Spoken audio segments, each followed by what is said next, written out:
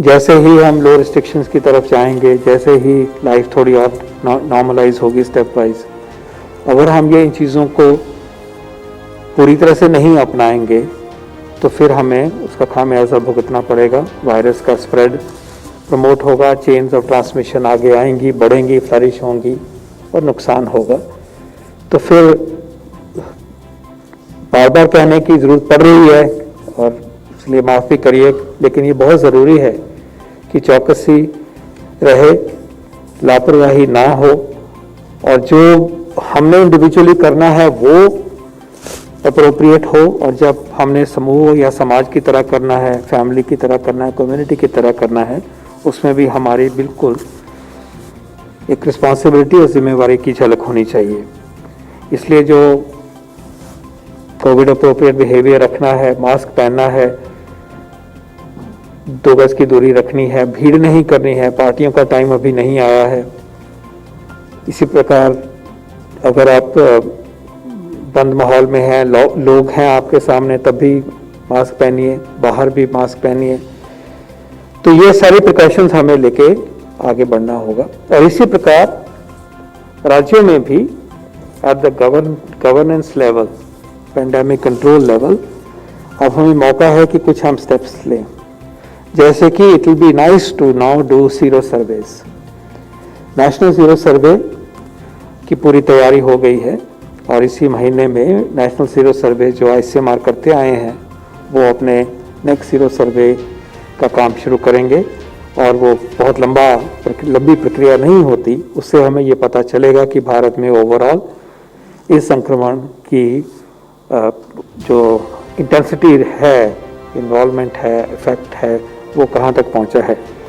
लेकिन एक चीज़ सामने आई है कि अगर हमने इस पेंडेमिक को बड़े स्वरूप में ना आए, हमारी जियोग्राफीज प्रोटेक्टेड रहें, तो हमें एक नेशनल सीरो सर्वे पे ही डिपेंड होकर नहीं करना होगा।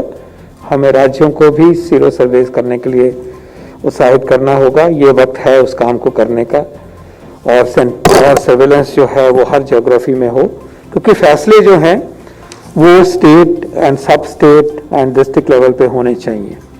इन चीज़ों के उसी पे ही कंट्रोल कर लेना चाहिए। उसी जहां हुआ है वो हॉटस्पॉट उतना ही क्लोज करेंगे, नैरो करेंगे, कंटेन करेंगे, जैसे लोग बार बार कहते हैं, तो वो आगे नहीं जाएगा। ऐसे ही छोटे छोटे जगह पे हॉटस्पॉट्स हों तो हम बाकी जो बड़ा समूह है वो बच जाता है।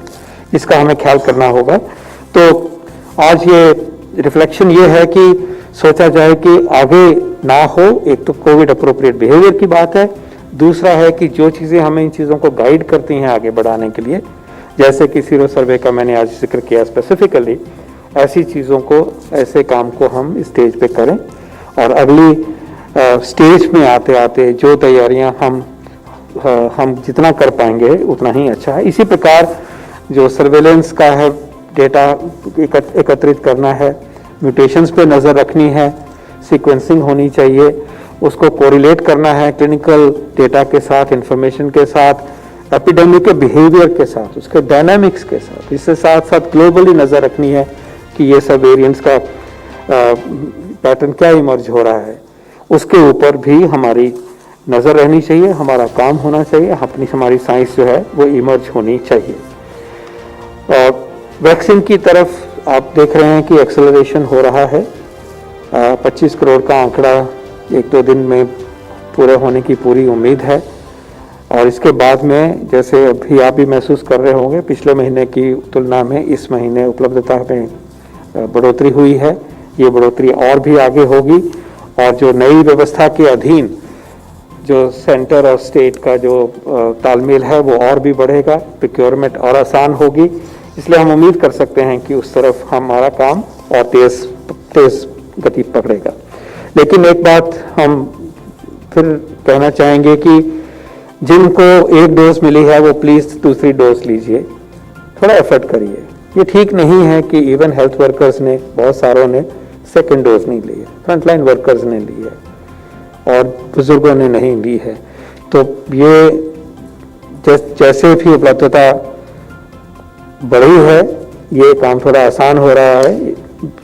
तो इसको अपनी जिम्मेवारी से भी थोड़ा एफर्ट करिए ताकि हम पूरी तरह से प्रोटेक्टेड हों और आगे जैसे जैसे काम खुलता है, काम करने की मौके मिलते हैं और नॉर्मलाइज करने की तरफ जाएंगे तो हम सबका ये कॉन्फिडेंस हमारा बढ़ेगा।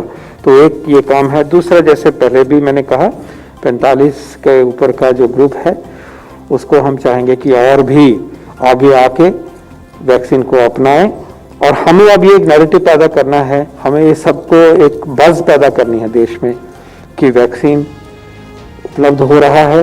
वैक्सीन में जैसे जैसे मिलेगा हर डोज को हमने इस्तेमाल करना है, उसकी डोज की वेस्टेज का कोई मतलब नहीं है। जहाँ भी जो वैक्सीन की फैसिलिटी बनेगी, सेंटर्स बनेंगे, वहाँ जितना वैक्सीन जाता है वो यूज़ होना चाहिए। वैक्सीन हेजिटेंसी को पीछे हटाना है, ये हमने आपस में अपने आप को समझाना है, बाकियों को समझाना है। इन चीज़ों के ऊपर रिफ्लेक्ट करने का और इन चीज़ों के लिए इस तरह की तैयारी करने का वक्त आ गया है, ये मैं कहना चाहूँगा। जैसे मैंने एक बार पहले भी कहा था कि बड़े तौर पे वैक्सीन हो, बड़े स्केल पे हो, उसके लिए जो सुझाव आएंगे, सुझाव आ रहे हैं जो मीडिया में और भी आ सकते हैं, उनको हम बहुत विनम्रता से उसको हम वेलकम करेंगे।